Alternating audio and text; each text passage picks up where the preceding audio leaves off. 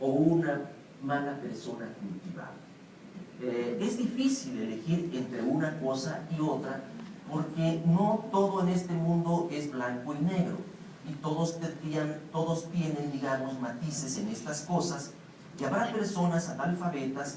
Se considera que la tercera parte de la humanidad es analfabeta real, es decir, estamos hablando de que un tercio de la humanidad no sabe leer ni escribir, y sobre todo este tercio de la humanidad está en África, está entre los pueblos y las naciones más pobres, y no es su culpa que no sepan leer y escribir, sino que no han tenido la oportunidad de leer y escribir, ni existen instrumentos, ni existen aparatos administrativos que hayan conseguido acercarles la lectura. También, como digo, pueden existir personas no cultivadas, no cultas, analfabetas reales incluso, que tengan una gran solidaridad hacia el prójimo, que tengan una gran empatía hacia los demás, que no le hagan daño a nadie, y nos daremos cuenta que más allá del beneficio que tienen los libros, al menos estas personas que no han recibido los beneficios del libro, tampoco son personas por las cuales tengamos que sentir algún desdén. Caso contrario, de personas que leen mucho o que por lo menos tienen un acercamiento continuo con los materiales de lectura, con todos los instrumentos que ha dado la cultura, y sin embargo son insoportables. Creo que todos conocemos a alguien, y cuando digo que todos conocemos a alguien, puede ser incluso a nosotros mismos. ¿Por qué?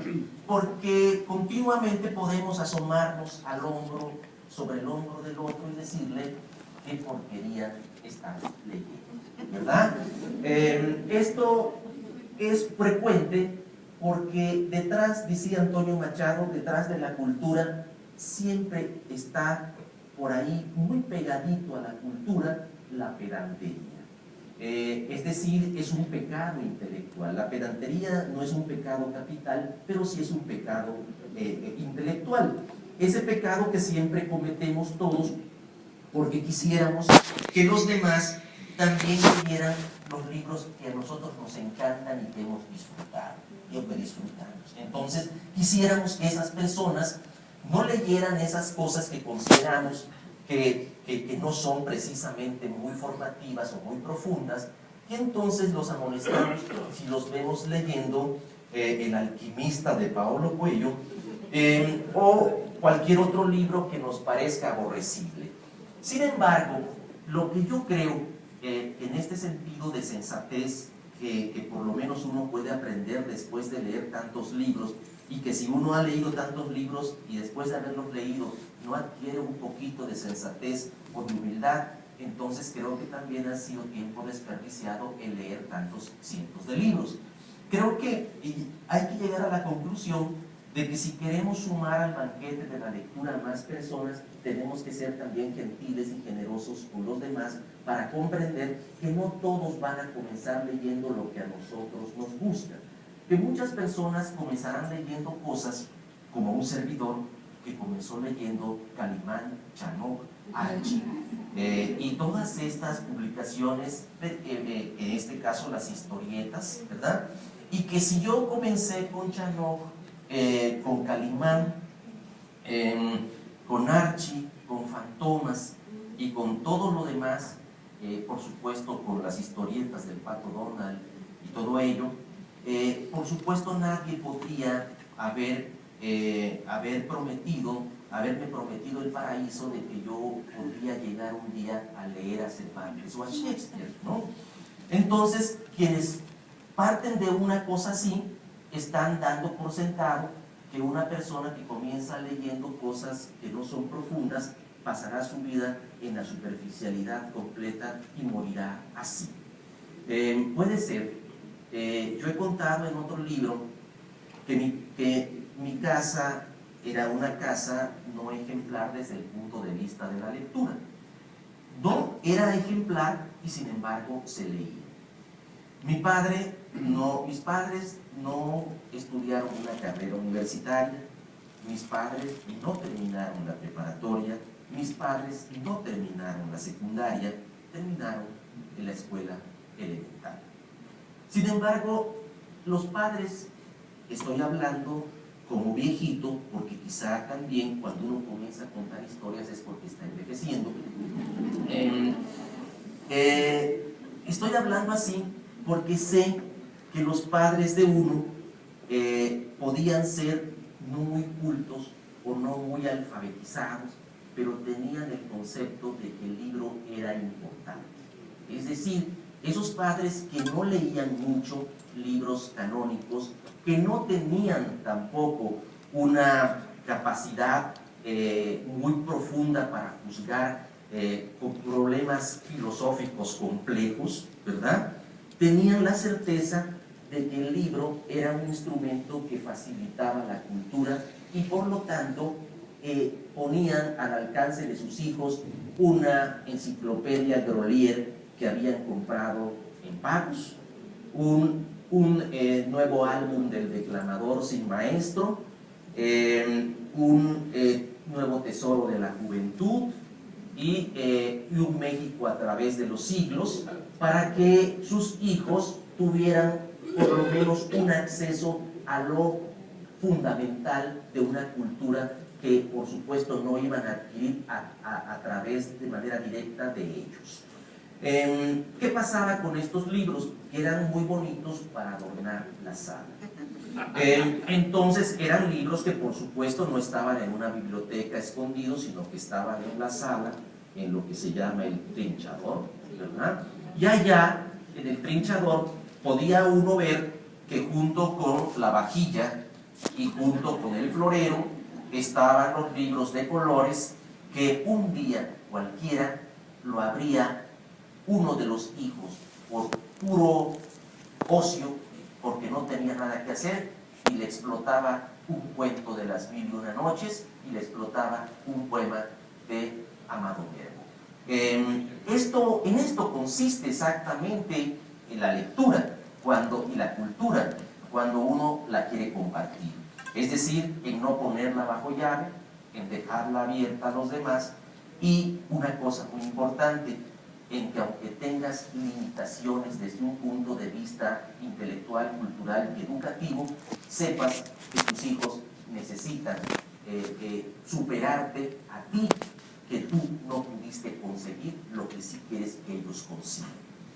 Entonces, esos eran mis padres. Mi madre leía poco, mi padre leía toneladas de las novelitas del oeste de Marcial Lafuente Estefanía, novelitas extraordinarias.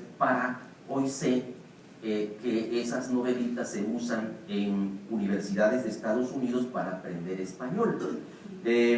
Marcial Lafuente Estefanía fue un republicano que abandonó España precisamente por sus simpatías políticas en tiempos de Franco, y escribía ya y había publicado en Bruguera muchos de estos cuadernillos. Eran novelitas de no más de 100 páginas y cada una contaba una historia del lejano oeste, ¿verdad?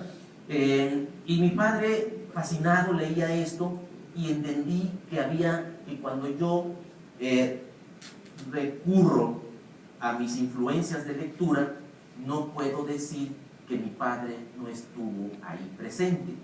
¿Por qué? Porque mi padre me enseñó una cosa fundamental, que fue que la lectura era un gozo. Mi padre no leía a Marcial Lafuente Estefanía para aprender nada, es decir, no le iban a hacer un examen sobre Marcial Lafuente Estefanía, no iba a presentar un examen de grado sobre esto, y leía a Marcial Lafuente Estefanía porque le agradaba. Mi padre no hoy hace crucigramas, ¿verdad? Y tampoco piensa que le van a hacer un examen sobre los crucigramas y que debe perfeccionarse en realizarlos. Quiero decir con ello que la lectura, por mucho que uno la filosofe, por mucho que uno la intelectualice, la lectura es sobre todo una pasión que se contagia. Y es una pasión que uno adquiere a partir de las personas que están cerca del propio círculo familiar íntimo de amistad, o bien en la escuela. Cuando pienso en ello, me doy cuenta en efecto que mi padre pudo no haber llegado, porque se quedó en Marcial Lafuente Estefanía, no llegó a Balzac, no llegó a Cervantes, no llegó a Shakespeare, no llegó a Goethe, no llegó a los grandes creadores de profundidad, pero tampoco ha matado a nadie. Es decir, quiero explicar con ello que si partimos de la falsa idea de que toda aquella persona que no es lectora, o que no es lectora ávida, o que no es persona culta, es persona mala o es persona dañina, estamos cometiendo un gravísimo error. Las personas no valen por la cantidad de libros que hayan leído o por la cantidad de libros que hayan dejado de leer, valen por sus actos. Y en este punto introduzco la parte que corresponde a leer bajo su propio riesgo. Yo publiqué hace ya más de 10 años este librito que se llama ¿Qué leen los que no leen?, que ha tenido el favor de los lectores y que ahora ya tiene incluso una nueva edición corregida y actualizada, y que a mí me abrió las puertas para poder conversar con los lectores que yo quería conversar sobre el tema de la lectura. Un tema que por supuesto me desvela, un tema que por supuesto es inagotable, y un tema que yo ingenuamente creí cuando publiqué en 2003 este librito, que con este librito yo agotaba mis reflexiones sobre ello y que ya no volvería a escribir sobre esto. Obviamente fue un error pensarlo, porque ya he publicado otro libro, un libro más para los lectores, un libro menos para mí, y he seguido escribiendo porque el tema no se agota y ni siquiera puede uno llegar a una conclusión única sobre por qué es importante leer. Si yo le pregunto a alguien por qué lee, me dirá sus razones, que son muy propias de ella. Es decir, no tienen por qué ser las mismas de los demás. Alguien dirá que lee porque un día encontró un libro sobre hadas.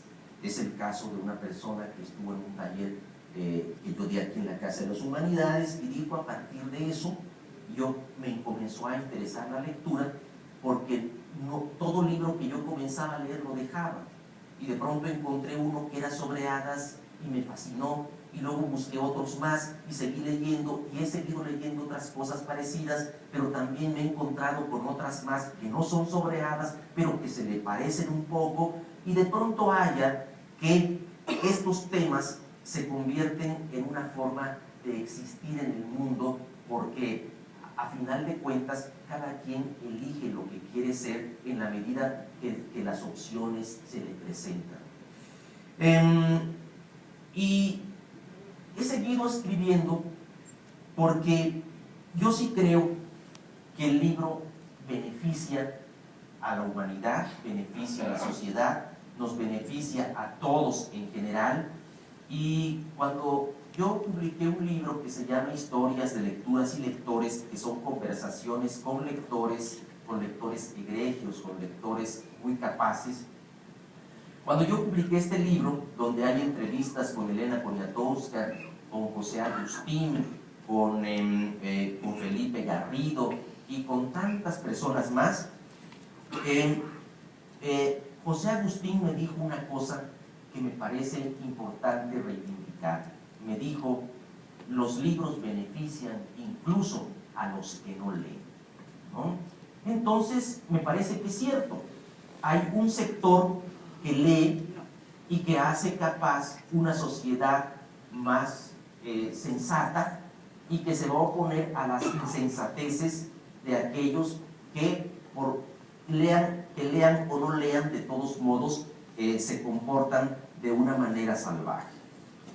Yo parto de una idea que es comentar